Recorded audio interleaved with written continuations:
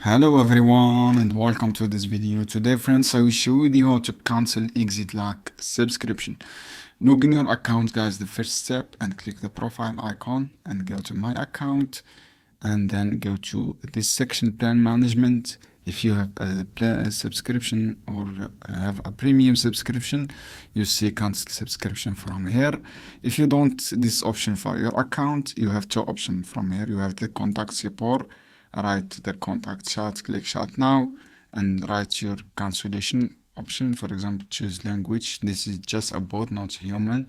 Write your request to cancel guys, write your email and then write your request to cancel. If you don't work, write my support ticket, click my support ticket, and then click new support. Click this option guys, sorry, click new option here, sorry guys, click this option, then click new support ticket.